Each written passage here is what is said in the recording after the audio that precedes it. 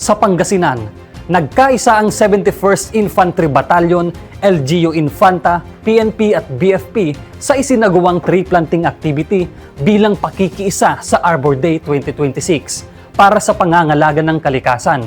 May ulat si Aldrin Baldado.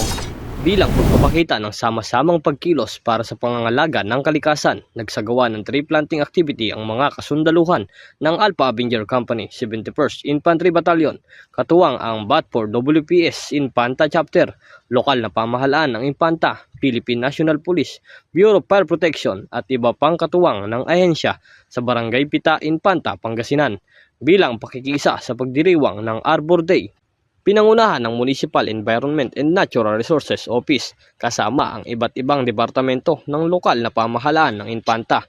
Ang aktibidad na naglalayong mapalawak ang forest cover, mapangalagaan ang likas na yaman at mahikayat ang mga bawat mamamayan na maging aktibong kabahagi sa pangangalaga ng ating kapaligiran.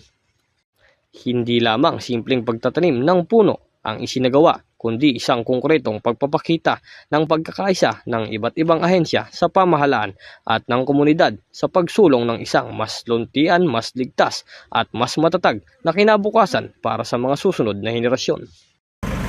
Magandang araw po sa ating lahat. Ako po si Sharvin Melanio, representative from MENRA Office in behalf po of our MENRA Officer, Sir Marvin C. Master.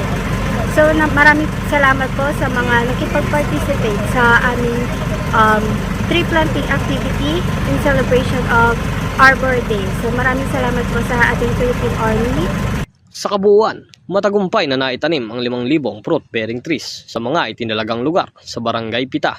Bukod sa inaasahang makakatulong ang mga ito sa rehabilitasyon ng kalikasan at pagpipigil sa soil erosion, magsisilbi rin itong pangmatagalang pinagkukunan ng pagkain at kabuhayan ng mga komunidad sa mga darating na taon. Ipinamalas ng mga kasundaluhan ng Alpha Avenger Company, katuwang ang BAT4 WPS Infanta Chapter, LGU Infanta, PNP, BFP at mga volunteer ang diwa ng bayanihan at whole of nation approach patunay na sa pamamagitan ng sama-samang pagkilos, mas maraming positibong pagbabago ang maaaring makamit. Ang bawat punong naitanim ay nagsisimbolo ng pag-asa, katatagan at pananagutan ng bawat Pilipino sa pangangalaga ng kalikasan. Higit sa lahat, ipinapakita na ang aktibidad na ang tunay na serbisyo ay hindi lamang nasusukat sa pagpapanatili ng kapayapaan at seguridad, kundi maging sa pangangalaga sa likas na yamang maipapamana sa mga susunod na salinlahi. Sa pagtatanim ng 5,000 fruit-bearing trees, muling pinatunayan ng Alpha Avenger Company, BAT4 WPS Infanta Chapter, lokal na pamahalaan ng Infanta, PNP, BFP at ng buong komunidad na ang pangangalaga sa kalikasan ay isang pananagutan na dapat isabuhay ng bawat isa, sapagkat bawat punong itinanim ngayon may buhay, may pag-asa, mas lunti ang kinabukasan na inihahanda para sa sambayanan.